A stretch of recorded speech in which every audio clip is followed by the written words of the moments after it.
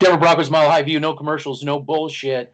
Well, it looks like could have been a trap game. uh, I want to say something because you said that you had a lot to say about this game. I actually thought about you because somebody must have sat down and talked to him because he actually was first time. Was this week 13? Yep.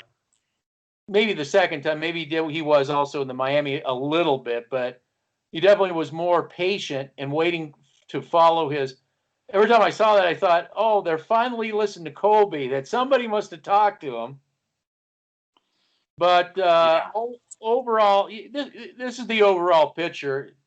Kansas City, they've been down, they've been together for a while. They've got the system down. Broncos have some players. I think that if they don't, I'm sure we're going to hear the calls for Locke being fired because he threw 2 picks. That's the standard procedure in Denver. They said Patrick was open in the end. I couldn't tell, but I guess I have to look at that. But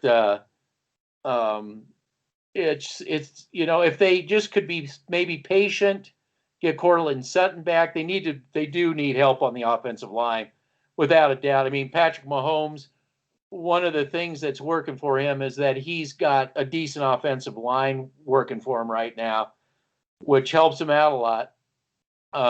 With all his stable of receivers and tight ends. So it's nothing we haven't seen before, but give Vic Fangio credit. They all want to fire him. And I think Elway knows where his bread is buttered on this team. I think if he got rid of Fangio, it would really get ugly fast with the Broncos. Despite what the D-Max, the Village Idiots, have to say, Fangio is the only thing that's really holding any respectability to the Denver Broncos. Take it away. So to start off with, I'm going to talk about Patrick Mahomes real quick, and I text you. Now, come on, you got a 15 jersey. It's there at your house. I'm getting really sick and tired of this whole Patrick Mahomes is a god, because he isn't. He is not. I can name other quarterbacks in the league currently that can make the throws that he can make. I don't care what Rodgers, Wilson, when they're on their A game. Well, they're all good quarterbacks. Yes. Elway did it back in the day. Well, and that's the thing. When things down the road, when he doesn't have the stable around him, and it's not going to be like it is now. But I believe that he is a very good quarterback. He reminds me a lot of Roger Staubach. He reminds me a lot of Fran Tarkington, where Fran Tarkington would do a lot of moving, planting, throwing. And they work on it. That's why I said the Kansas City Chiefs they've got time in. They've got time together. They have time in. So they know how to bend a defense the way they want to, because like Fran Tarkenton used to do, I mean, he can stop on a dime and then throw, those awkwardly backward kind of, it's all about footwork, With the whole Patrick Mahomes thing, I'm not saying that he's I'm not saying that he's a terrible quarterback, but when you have Andy Reid as a play caller and you've been around him since you've been drafted, you have a stable of good receivers, good running backs, good tight ends, a good offensive line, which I've been preaching and telling people for years that he was brought into a situation where his talent surpassed Alex Smith's talent. And that's why they've been able to have so much success in the national in the past 2 years. He is not. I'm just getting really tired of. That's all they talk about. It's just, I haven't seen a quarterback do that throw before. I've seen Rodgers do those type of throws before. Well, that's what they like to talk about. That's the typical. Well, it's not just the media outside of Denver. It's also the media inside. They're so enamored. Oh, he made the Chiefs. He did this. okay, if you have Tyreek Hill, who has a combination of route running and speed, and you have the number one tight end in the NFL, and you have Andy Reid calling your freaking Sammy plays, Watkins and the other Le'Veon Bell. And this is Patrick Mahomes is the product of the system. And what I mean by that is Andy Reid makes it so easy for him that it's crazy. Because what are we really talking here, though? I mean, what are we? Aren't we talking what we've been saying all along? You have to be a for real organization, because for real organizations get the coaching, they get the scouting, they get the player personnel, and they put it all out on the field. Special teams. Look at their just forget. Let's forget Mahomes. Special teams for the Kansas City Chiefs. Their defense that supposedly is really crappy, according to Bronco fans, I guess. Right. So what we have here is we have a complete franchise. We have the real deal franchise. I know that Kansas City was, for a while Alex Smith was at the helm, they were having a lot of injury issues. It seemed like they had like a few years that they had a lot of starters out, and it was just they were plagued by injuries, and they kind of got over that hump and then built up. Then you get Mahomes in, and again, to me it seemed like even at that, when Alex Smith was in, they were doing a really good job with player personnel, bringing in and creating this team that we see right now. And that would include Patrick Mahomes. They brought him in, moved up at the right time. And he wasn't considered. Well, you're saying Patrick Mahomes wasn't considered the number one guy in the draft, correct? During that draft, he wasn't. No, it was Trubisky or Watson back then. It wasn't. Yeah. Wasn't Mahomes. It was Trubisky and Watson. And look at them. I don't want to go off topic here, but the reason I bring that up, the whole Patrick Mahomes things, is because look what Peyton Manning did to this team when he made it look so easy because he had a complete organization. Well, what was left of a complete organization from coaching, culture, all that good stuff. Yes. So it's not. Yes, you're absolutely right. This isn't just Mahomes. No, it's a bigger picture here. It's a much bigger. Yeah. Well, that's what we're trying to bring to that's what we're trying to tell people needs to come to the Denver Broncos.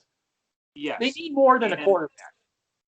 And, I got to talk about Drew Lock here because I'm going to be the first person to say this. I love Drew Lock, and I'm going to continue to stick by him, but he's really concerning me with the decision-making that he's making, okay? And what I mean by that is when you're rolling out to your left, I know that you want to make a play, and that's in your mentality, but sometimes you have to throw it away. It's better off to throw it away because if you're going to turn it over in Kansas City, you can't do that. I don't care if there's no fans at all. It's a house of horrors for Denver, okay? That second pass, Patrick was open, okay? I before we came on, I replayed that small bit pick of the camera view where showing Lock, and he was open. He threw it into double coverage again, and was it Judy? Was he trying for Judy? He was trying for Judy. Yeah, you know what happens, I think, to players sometimes is I haven't got the ball. If you get wrapped up in this I haven't got the ball thing, you got to tell all your receivers, I'm not here to get you the ball. If it works out in your favor, it works out in your favor. If we do need you to step up and get you the ball, we'll get you the ball. But it's not about you getting the ball. I'm getting that kind of vibe with Judy, too. Exactly. He pouts. Yes. He's a pouter. He reminds me so much of Terrell Owens when he was playing. I don't want none of that stuff. I don't want none of that stuff. But going back to Drew Lock, you saw the ability when you gave him time in the pocket, and I said on that last drive, I told myself, I'm like, okay, I got to take a step back and be like, this offensive line is either going to get pushed back. You saw it again. They got pushed back, the offensive line, and it made Lock get off his spot that nobody will talk about. They'll blame Lock again. And I'm not saying that Lock had a great game. I'm just coming to the same point where I'm high on Lock, but I have to understand the point that he still has a lot to work on. We all know that. But the offensive line in front of him sucks. Yeah,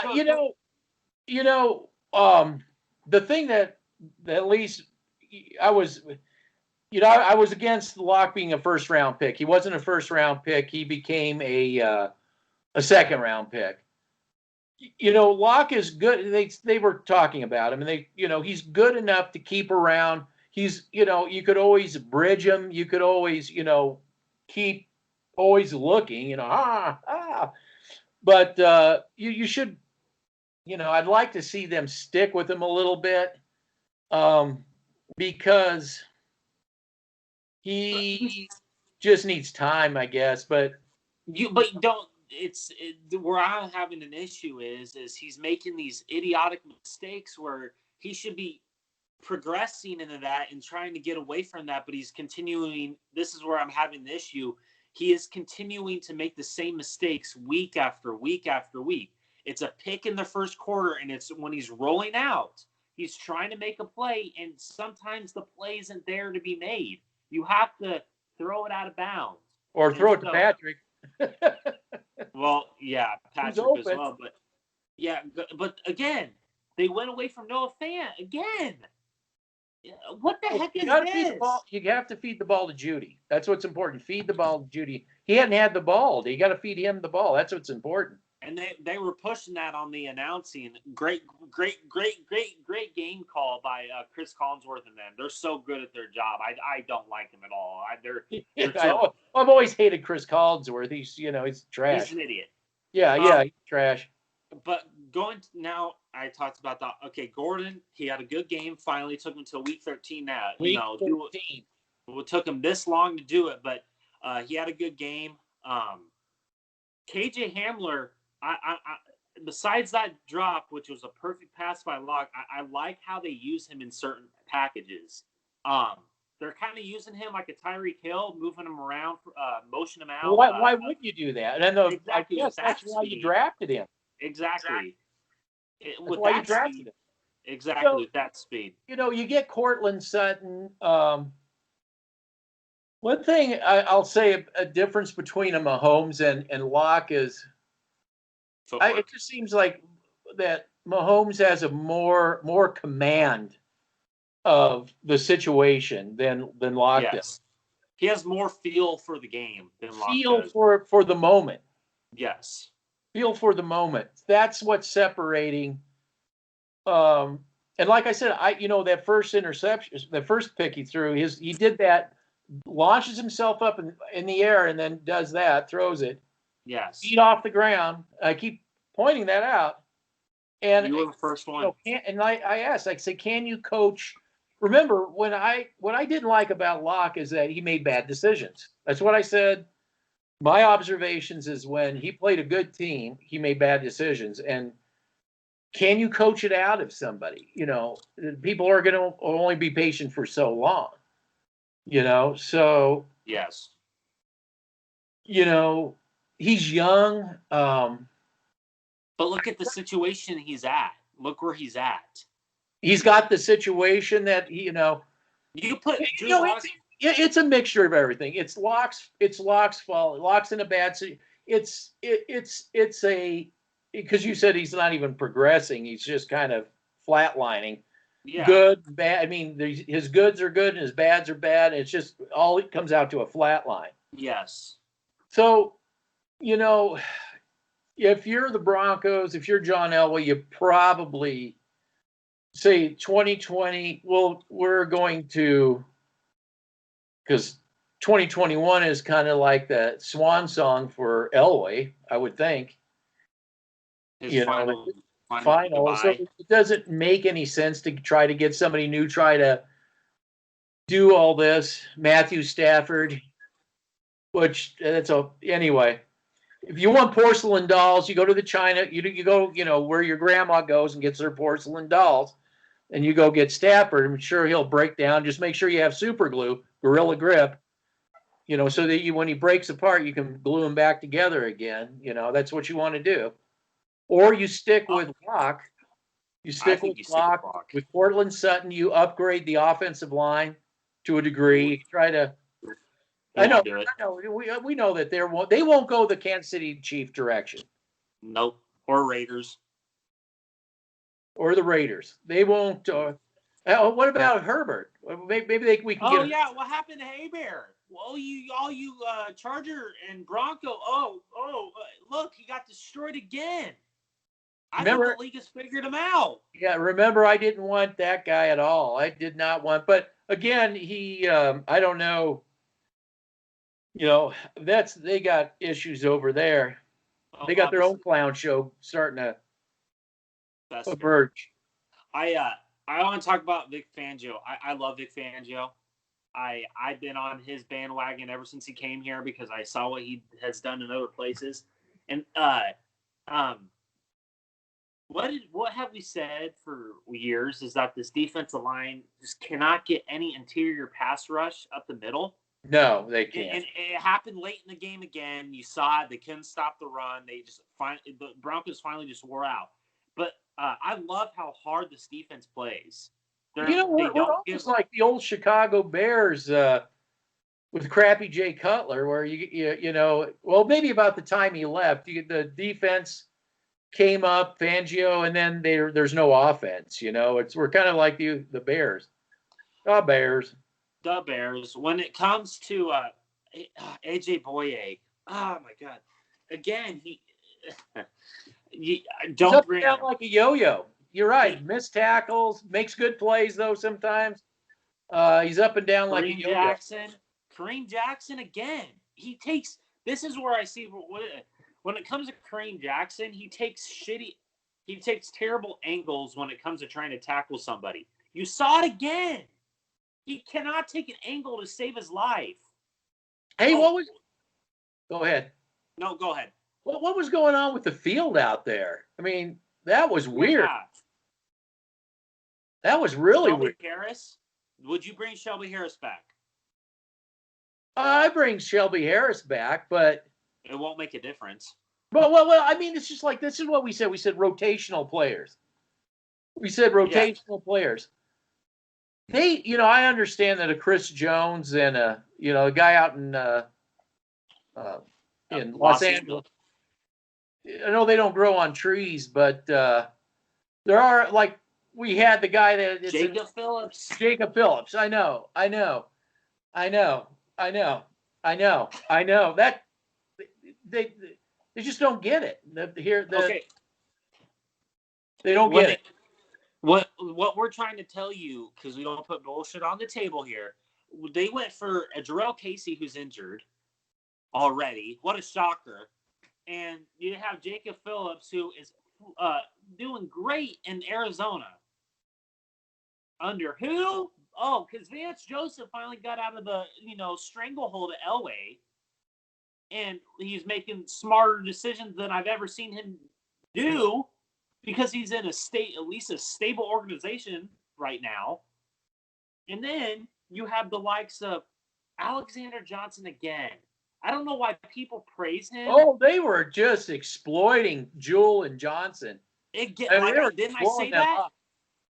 I said that in the pregame. I said that this is where the game where you're going to see them exploit those linebackers. Again, you saw this is exactly what we're talking about. When it comes to the Patrick Mahomes run, they showed it. And you saw Alexander Johnson just turn his back and run with the guy. And you already had Justin Simmons and Kareem Jackson. What are you doing? Oh, I just got to run with them because my alligator arms are going to get them. Like, seriously? Michael Ojemudia, I liked him coming out of Iowa, but man, he has a lot of work to do. I know he's a rookie, but damn, Bryce Callahan was truly missed. I think Vic Fangio, he called a hell of a game, though. I'm so impressed by Fangio. Well, I think we ought to fire him. Yeah, exactly. They have to fire. Could you imagine if they fired Fangio? That would have been a 50 burger. Well, the Broncos got lucky because it was a week off. It was a week off for they beat Tampa, so they were all celebrating. It was a week off because they went and sat down in the game room and they just couldn't take the Broncos serious to save their life. And they weren't, well, look, too, I think there's something up with that field. There was something going on with that field. Everybody was mostly Broncos. I don't know if the Chiefs tried to do something. And they had their own cleats, special cleats for whatever they did. But they were slipping around too. Not as much as the Broncos. I have a question for you. What did you think of that offensive game plan for the Broncos? I think it was a mixture of Mike Munchak. I was thinking exactly. I was thinking what you were thinking. This was not a. Again, it was the hybrid. It was the hybrid Munchak Shermer. And you saw the plays that Shermer. You obviously. Again, the drag route came and showed itself again. Matter of fact, I'm going to show. Kansas City did a drag route in the first half, and the guy was right on the line. He was right at the chains. He wasn't on their side of the chains. I don't care what Cody or any of these stupid analysts. I don't know what we're planning. If they're coaching, I wouldn't have them coach my team. Andy Reid has them at the or beyond the sticks. You know, because yes. I want to show that because I'm so tired of, and I'll show our drag route again. The only reason that Hamler, I think it ended up being we scored on that drive, but Hamler again because that field, something was up with that field and that guy slipped, but it was almost two inexcusable plays, one by us and one by them. It was that drag route that they always play on our side of the sticks. The guy had him, but he slipped on that turf, and it just was a horrible missed tackle on their part, and Hamler kept going. But that should have never went where it went. He should have made that tackle. I mean, when it comes to, they, like we opened, they were pulling the guards. I've been saying it for weeks. That's the offense for the Broncos. Oh no, we've been saying it here at Sports Talk Radio. We've been saying that all along.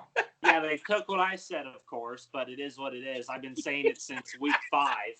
Yeah, no, yeah. But you know, what do I know? I don't know film. I don't know the Broncos yet. I pretty much know a lot how an offense and defense works. But going back to the game, it was a hybrid game. It was the Mike Munchak effect, and it obviously worked. And then you had the Pat Shermer 3 wide receiver sets. Like what the hell? Like what did I say? He's the Mike McCoy. Every time I see the Pat Shermer offense to its full capability, it doesn't do anything. It's 3 and out, or it's a fourth. They below the first yard marker, first down yard marker, or it's an incomplete pass, or it's a freaking pick. But when you see the Mike Munchak effect, it's run, play action, roll lockout to the right. And he's had so much success doing it. But then you see the Pat Shermer effect, 3 wide receiver set.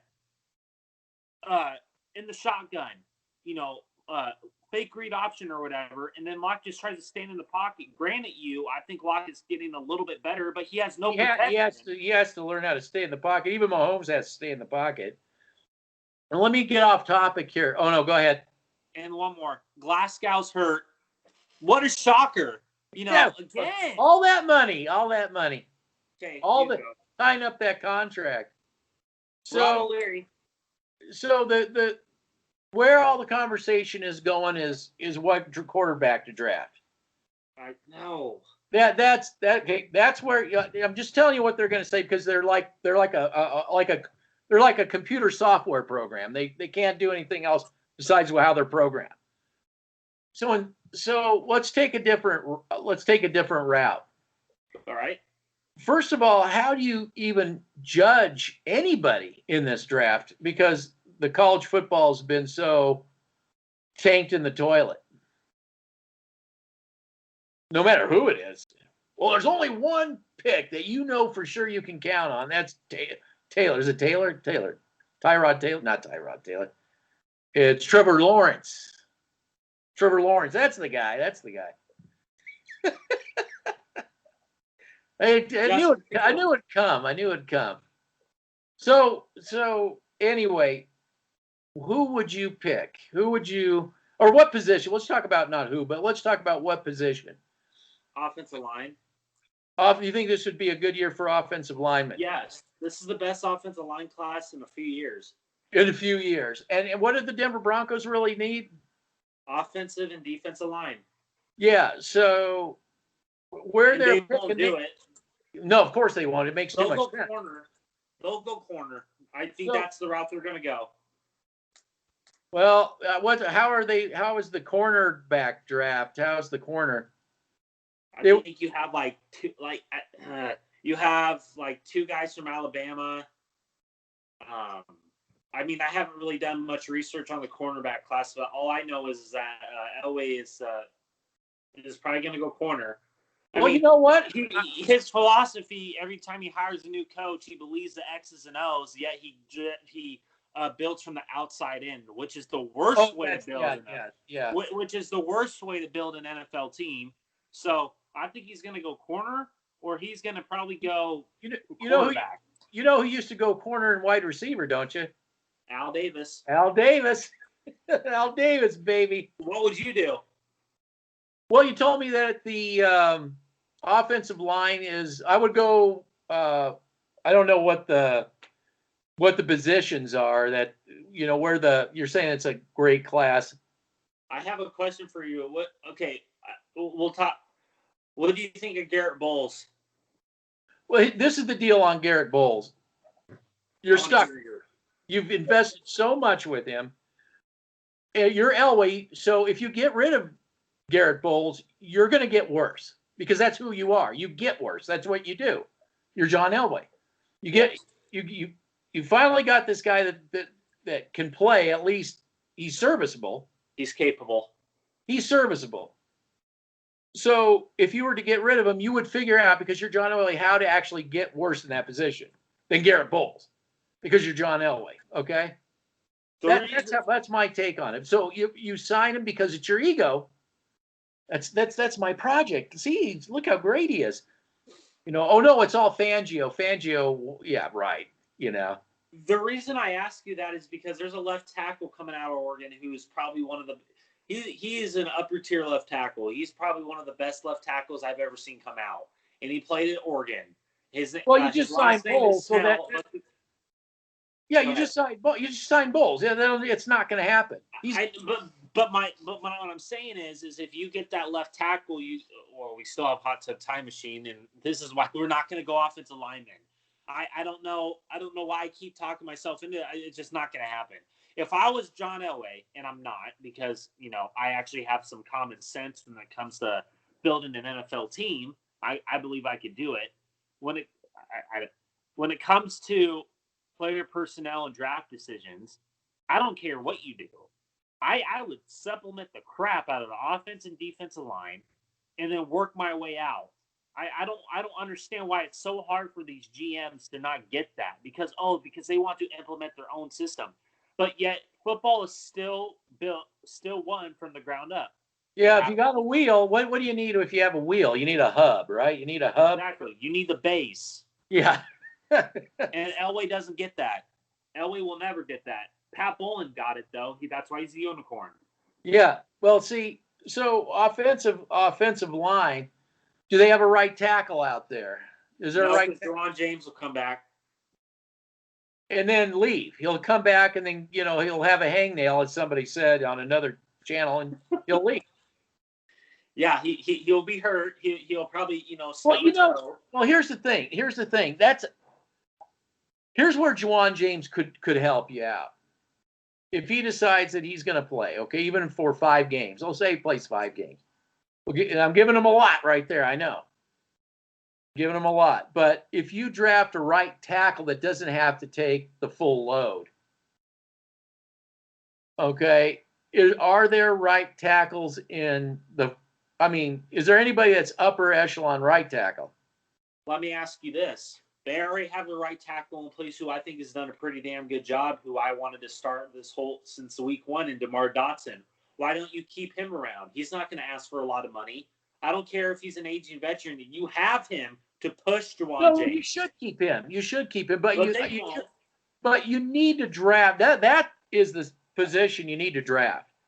Because you instead of doing a Cushionberry and sticking them out there, you've got Hot Tub Time Machine, and then you got Dotson, and then you can bring this third guy from your first, and people will be like, I don't get it. They got Dotson. Well, those guys don't have very much more time on this organization. They're really on the clock, but they have enough time to bring up a right tackle, a first round right tackle, if there is such a thing, or second round right tackle, somebody that.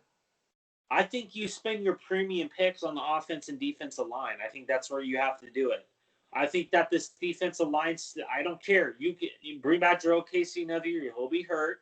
And you need to find Draymond Jones. We have to talk about him because he was a third-round pick 2 years ago. Draymond Jones is a very interesting prospect for me because he played at Ohio State. And the book was on this guy is he is your typical Vic Fangio, pass rushing, thing. But I really don't see much out of him, really. Unless you rotational. He reminds me like DeMarcus Walker, but I don't know why they keep that guy around, but second round pick, Elway. Is there any Chris Jones out there in the college ranks? Ooh, I'd have to go look at that. Honestly, I mean, I don't even know where Chris Jones was drafted. I don't know either, but Aaron. I mean, you have to find Aaron Donald. Where was he drafted? I don't know. First round. Oh, Aaron Donald was first round. Okay, so is there anybody out there in that? But we also have to talk about Mike Purcell, which I said was going to be a huge loss. I think he's more of a difference maker than people realize because he can plug up the A&B gaps for the players like linebackers to get free. So I think that Mike Purcell, I get it. Mike Purcell, he's more of your run stuffer type, but he provides a bigger impact for the defensive line than people realize. Linebackers, you have to get better there. I think that's the one position on defense which is killing the Broncos is linebacking, which I've been saying for the past since Danny Trevathan left, and you've probably been saying it as much as longer, probably, even longer. But you have to find a linebacker. You cannot go next year without a guy who has at least some athletic ability at the linebacker spot. You cannot rely on Mark Barron, who's hurt. What a shocker that is. There's something I've noticed how teams are playing the Broncos every week. The Broncos cannot adjust for, and I don't know if this is supposed to move somebody around, but they can never adjust for the unaccounted for free runner. The extra man. They can never. Again in this game, yep. Yeah, they can't account for these extra linemen coming in or defensive personnel that's lining up. They can't. And that's Shermer. Because Shermer's not working around it. We can all blame Mike Munchak, but every time I just, what you brought up a few weeks ago just makes total sense because every time I see, you just go back and watch the Mike Munchak film when he was in Tennessee and so on and so forth. Yeah. But it's completely different to the Pat Shurmur offense. And it works. But when you see the Pat Shurmur offense, it looks like a complete turd. Well, here's the thing, too.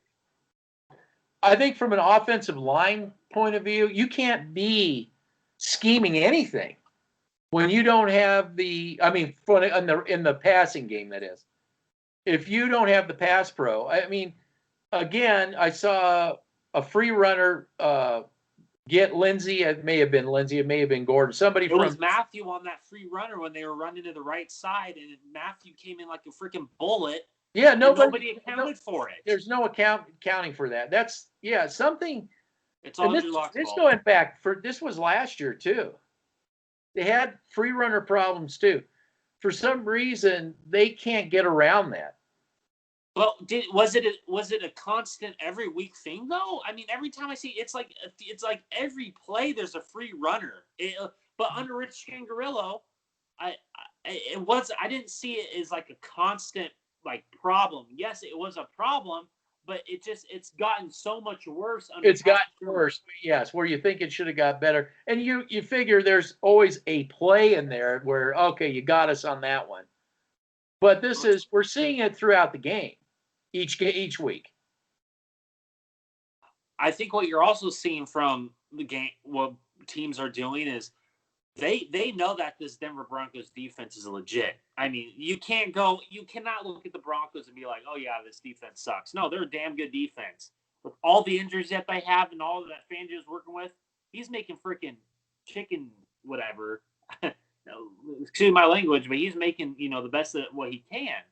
But I think teams are coming into this and being like, oh yeah, this defense will wear out in the middle of the fourth quarter. Because that's all we have. We don't have an offense to sustain and help this defense out. So in the special teams, Brandon McManus, you keep talking your mouth saying that you can make 58-yard field goals, 60-yard field goals, and you shank it. I mean, you're not in Denver. You're in Kansas City, dude. You're not at altitude, man. Put up or shut up. Stop talking your crap. You're a kicker. Seriously, dude. You're one of the best kickers in the league, grant you. I think you are one of the best. But stop running your mouth and you bitch out when you get mad at Fangio for not giving you 60-yard field goals every game. Yeah. That's exactly why. Because so that's what Shanahan. That's what Fangio says. Okay, McManus, come in the office. The projector's going of him shanking the ball. Now this is why we don't give you, 60 yards each time. I have a question for you. Why do you think STR hates Fangio? Because he doesn't put up with their shit. No, he doesn't. He doesn't. He's not Mike Shanahan. Mike Shanahan. This is what happened. Mike Shanahan, as long as you were always talking great and wonderful things about Mike Shanahan, he would bring you in and he would, you feel Mike Shanahan would go 9 and he's the king of 9 and 7. Yes. And nobody in Denver would question him. And when this is a major quote that people would always quote Shanahan. Do you realize that we could be 13-3 right now? You'd think that they would get questioned or called out about that. Oh. No. Oh, you're so right, Mr. Shanahan. So when Mr. Belichick's protege, McDaniels, came, McDaniels didn't understand how that little cushy little system worked here between Shanahan and the media. Just keep saying nice things. And I mean, I got to the point I was wondering if Shanahan was just saying, we just got to make 9 and 7. We'll all get our jobs. We'll throw a big party somewhere. As long as we can do 9 and 7. Hold on a second. So Bolin wasn't putting up with that because he's Bolin. He's not John Elway. He's Bolin. He isn't going to put up with that. 9 and 7 ain't going to cut it. So we got rid of him.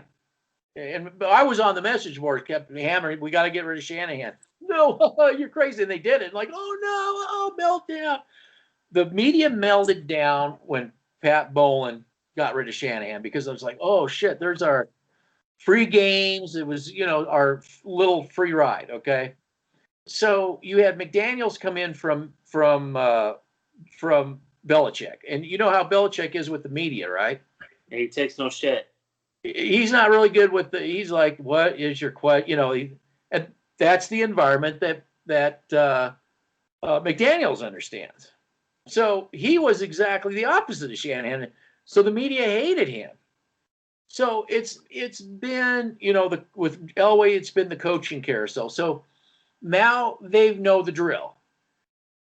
It's time to just never blame Elway, just like Shanahan. Never blame Shanahan. Never do that. Blame the quarterback, these players, the coaches. Remember, Shanahan kept going through defensive coordinators. Yes. Never blame Shanahan. They know the drill. That's what they've been taught. So they do the same thing with Elway. Never blame Elway. They know, they've got to know that Fangio is the bread and butter of this team. Without him, he's the they're going to godfather. be the Jets, and they're going to be worse than the Jets. That's very hard to do. I mean, I get where you're saying. I think that Fangio is a Pat Bullen coach. I think that Fangio is one of those coaches where he's I think he is a lot like Belichick. I compare him a lot to Belichick because he's going to tell you the truth straight up, and you don't like it, take your bags and go to the Jets or something. We're not going to have that here. And I think he's doing everything he can to keep this team respectable. Because could you imagine if Pat Shurmur was the head coach of this team? Oh my God, that would have been a 50 burger tonight. Oh, easily, yeah. That's what I'm getting at. So we have to sit up. I'm sorry. Go ahead.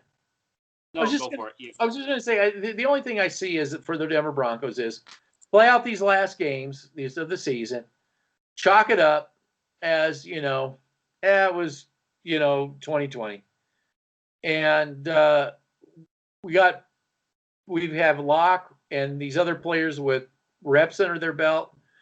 You got to go and start revamping the offensive line. I know they won't. You got to get somebody to push in the middle. I'm going to start looking at free agents coming up. Me too. And look at, build from free agency to build it into the draft. You get, like you say, for instance, we got Phillips, right? Yes. Okay, then you wouldn't have to draft that position. You build out from that. Linebacking. Who's out there is going to be a quality upgrade linebacker, I think that this past year was the best because you had Schobert, you had Littleton, which you wanted. I wanted Schobert, but you either wanted way, you need somebody to be an upgrade to. And you can keep Josie Jewell, and because they don't cost much, you can keep Jewell. You can keep Johnson as rotational. Johnson's a free agent. As rotational, You think Johnson's a free agent? Well, then let him go. No, Elway won't let that happen. Well, let him go or let him test the market or whatever. But bring in. Yeah, he won't because that's another one. I picked him, right? I picked him. I'm patting myself on the back. I found him. He was an undrafted free agent. And I also want to talk about Justin Simmons again. Had another bad game. Yeah, he was nowhere to be. But then again, they did their job in the red zone, but I mean they ran up and down the field. So I don't get all 22, so I only get so many angles. I don't get to see what Patrick Mahomes missed. I'll probably watch it all tonight and see what I missed. I'm gonna break down this film. Something to be said for youth. This game. I think I need to go to sleep. I'm brain dead as it is. I can finish. I'll finish up with this. This game just had a different. So this game just had a different complexity to it. I think that the Chiefs. I really do think that the Chiefs didn't take us seriously. Of course they did. It wasn't for the sleeper. It wasn't for the trap game. It wasn't for the trap. It was the fact they just didn't take this organization serious. They took a week off. And they haven't. The past 11 times they've beat us, they haven't taken this thing seriously. Kansas City is one of those organizations where they went through the same thing. They went through the same thing we are, and they know they have seen this clown circus before. So at least their ownership has. I don't know, those players may not have, but the ownership sure has. Well, Andy Reid's seen it plenty of times. He's been a coach forever. And then the Raiders have seen it. Those teams do not take us seriously. The Raiders even don't because Gruden's witnessed it because he was under Al Davis, and he's witnessed it. So every time you see these That's a good point. Now, you got Gruden away from Al Davis, and my God, he can actually do his job. Exactly. That's what me and you are trying to tell Bronco fans. If we could just get this albatross Elway out of the picture, and I'm going to do a thing with you with the Beth Bolin and with Drew Lock's mom. We were right. We were totally right, spot on all about that. Right after that Saints game, I said, they made him the sacrificial lamb. They did. Yeah, made him the Drew Lock. Just to let you know, there's a few moments in the game when they panned the Lock because they had to show him wearing a mask, and he had it down just a little bit. I guarantee you, STR will be freaking pouncing on that footage. He didn't wear his mask because he threw the interception. He's a terrible leader. He's a terrible leader. Yeah, no, I'm telling you that's what that's all you're going to be hearing as the drafting the next quarterback. That's all you're going to be hearing. Oh, going after Matthew Stafford. That's all you're going to hear. Or going after Matthew Stafford. Or Dak Prescott. Oh, my God. Yeah. I don't think Jerry Jones can part with Dak Prescott. Jerry Jones is like Al Davis.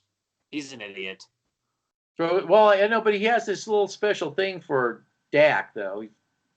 It's kind of like how Elway. It's kind of like how Elway and Bowles is.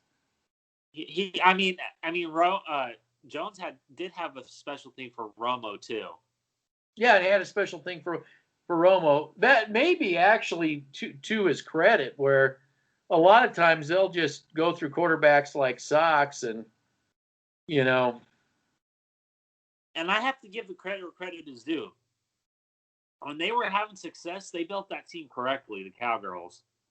They built that team correctly, and the Broncos can't even freaking get that right. And they just piled up offensive line talent. And back in 2013, when they had that huge run with a rookie quarterback, who does that remind me of? Oh, yeah, Patrick Mahomes over in Kansas City, that year that he threw for 50-some touchdowns. Oh, yeah, they had a pretty good offensive line and a lot of good weapons around him. So, who does that remind me? Oh, okay. So, it's funny how it works that way, doesn't it? Yeah, same with Lamar Jackson in Baltimore, same with the Pittsburgh Steelers. Come on. This is ridiculous. This whole, the quarterback does it all. The quarterback changes the momentum of the team. No, it does not. No, it does not. Hey, I got to give Roethlisberger credit. He hasn't got a hangnail, and he's like, I'm done. That's it. I'm out of here. Yeah, I think the Steelers I think Steelers are the biggest challengers to the Chiefs. I really do. I think they have the ability to beat the Chiefs. They have that defense. That defense is legit, and we've already witnessed it. So yeah. Good luck, Mr. Mahomes. Oh my God! Don't even get me started with Kermit the Frog. He sounds like Kermit the Frog. Is he Kermit the Frog? Yeah, every time you watch him talk, he sounds like Kermit the Frog. I have to think. I never thought about that, but now that when I hear him talk, I'll have to. All right, Joe. Kind of Kermit the Frogish. He's kind of like like a dull version of Kermit the Frog. Has that low voice. Hello, Kermit the Frog. Yes, that's. Where's Miss Piggy? Oh no. But thank God we have Vic Fangio. This is a Vic Fangio. He saved us from embarrassment on national television. By the way, that was the first national televised game for the Broncos since 2017. So what does that tell you? Well, under Pat Bullen, they were released in a national televised game almost every other year or every year. So okay, I'm going to force this on you. You made me force this on you. What three quarterbacks went in and beat Kansas City? Oh, Elway. Orton. You said Manning. Said Orton. I told you. And okay, can I say this? I think Orton. Okay, I had my issues with Orton, but my God, he was actually not that bad. Not that bad. You could have it worse than Orton. Seriously. No, let me tell you something. The NFL wanted him out because you know why? Because of those photos that showed up on the internet. Oh yeah. Those they hated that.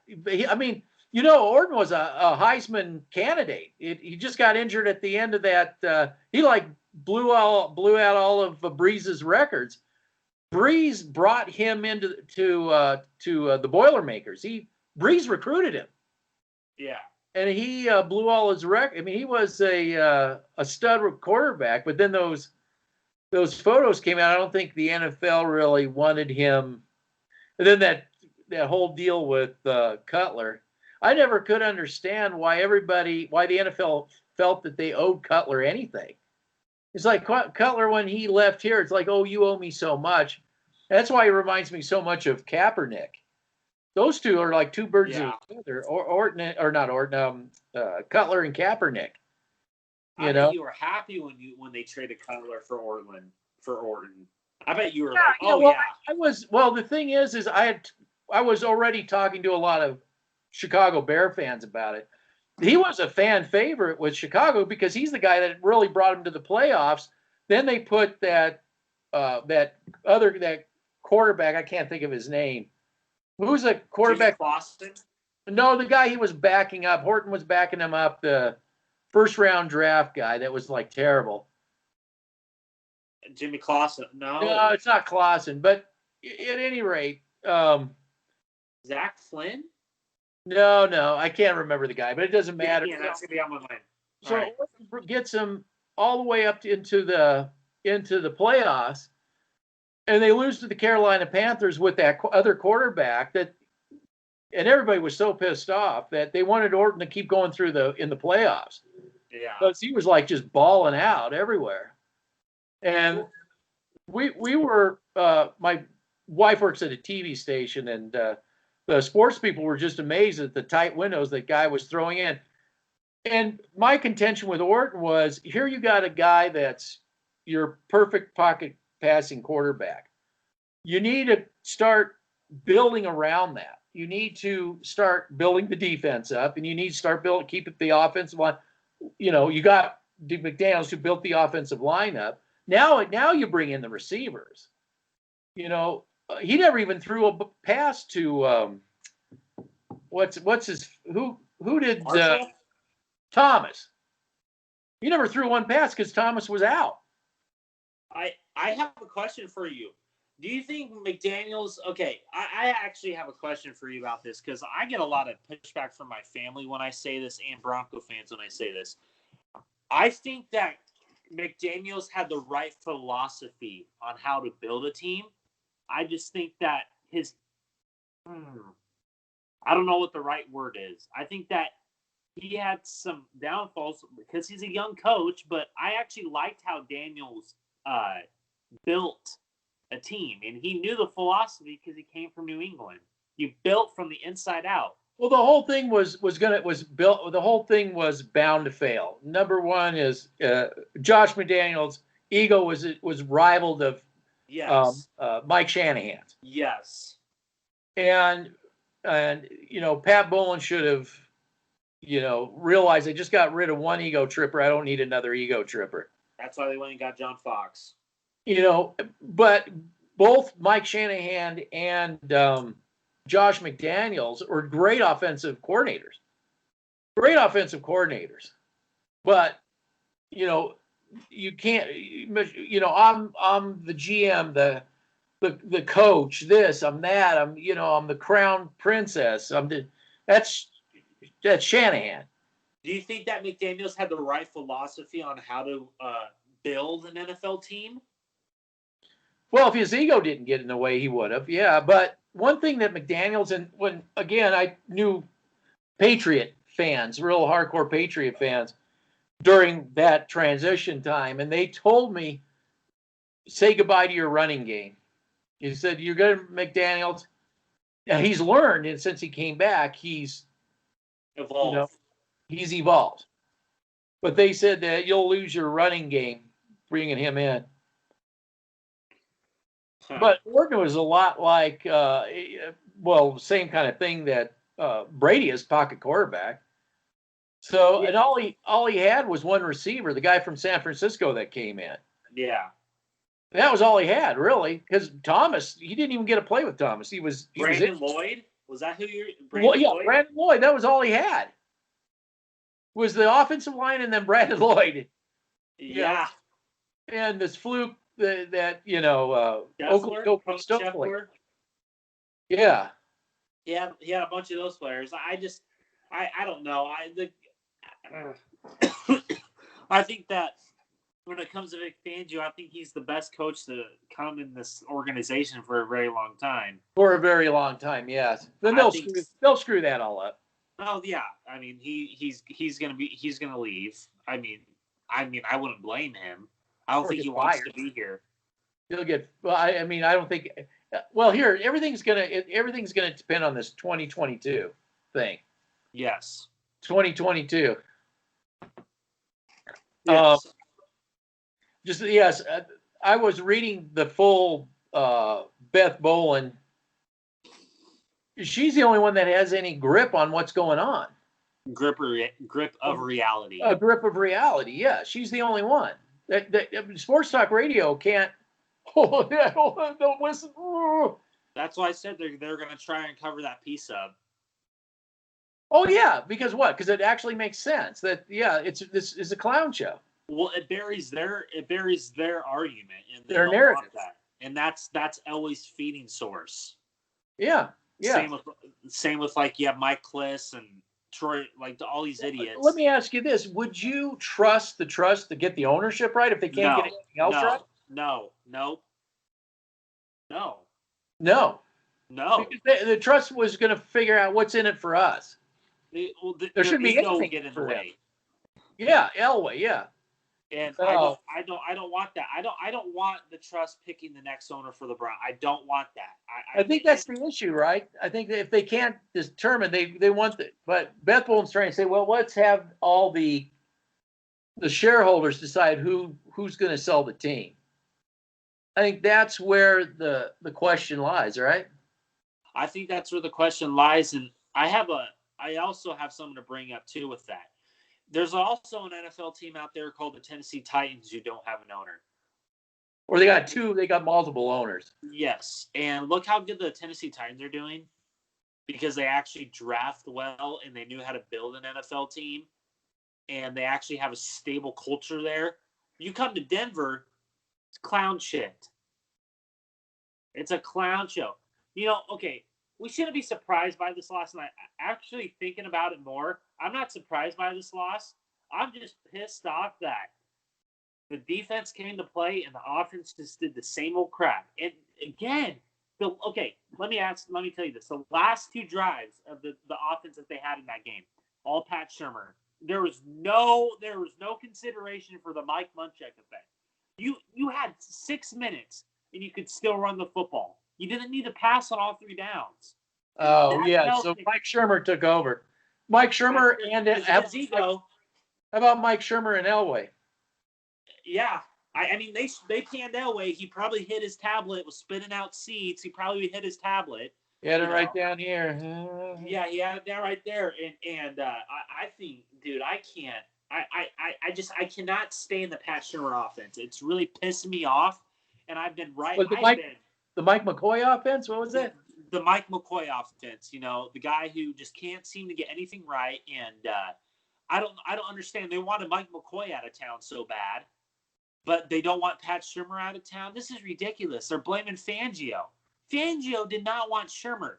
The reason behind that whole thing was Fangio was brought in to be a coach / defensive coordinator, and he thought the offense would Elway be like, oh yeah, I got the offense. We'll get a good up-and-coming offensive coordinator, and that whole thing with the crap. But it's all Fangio's fault. Who's the one that hired him? Oh yeah. In the comment section that we have, what the hell? Man, it's not hard to find this stuff on the internet. You seriously look it up. Oh, Matthew Stafford in Denver. There's videos of it. Oh man, it's just I was going to say this is when you got a clown show franchise, is that you are the pit stop. You're the go-to place for every would-be, has been, used to be quarterback that is leading a team. You're now the stop for all these has-beens. And ever since Peyton Manning has left, and they said it on Sunday Night Football, and it was just freaking embarrassing to hear it. The Broncos have had the most quarterbacks since 2015. to come to any franchise. What does that tell you? Since Peyton Manning's left. Yes. We lead in turnover, right? Quarterback. That's why I said there's a graveyard back there. I mean, when I say there's a graveyard, am I just making that up? No, you're not. Okay. They even the people that want to get rid of Locke and want to draft Fields laugh, and they even acknowledge it. That they laugh when I say, yeah, we got a tombstone for Fields, for Lawrence, all of them. We got tombstones for everyone. Stafford, we can bury him over here. I can also bring up this. Why do you think the National? It's just so disgusting because Broncos were so respected. Everybody just laughs at us now. You have the exact same thing like tonight. All they talked about was the Chiefs. Rightfully so. They're great. They're a good team. They know how. They're not a clown. They're not a clown car show, Hong Kong, but they're not. The Broncos are has been franchise because of Elway. Well, that's what Beth Bolin was saying. Is ever since my father, they're just tearing this organization down to the foundation. There's nothing left of it. It just makes you sick. I mean, you have, I just going back and I'm so happy they have to go back to old tape to show you Bronco victories. Oh, really? The last time we were a mile high was Peyton Manning threw beat Brett Favre in the, that was like 6 years ago. Real old tape. Really? You have to dig up film. You have to dig up tape from 6 years ago. Last time the Broncos beat the Chiefs, Jim Thorpe was running the football. Last time the Broncos beat the Chiefs, Jamal Charles. Oh my God! Remember him, Jamal Charles, another name. Last time the Broncos beat the Chiefs, the Titanic was setting sail. What does that tell you, though? What does that tell you? We've lost to the Chiefs 11 times. That's what Beth Bolin was talking about. What does that tell you? It's a crap organization. We can beat the Raiders and the Chargers, but we can't seem to beat the Chiefs. Because why? Because the Chiefs are they're a giant. Well, they're a legit organization. They're legit.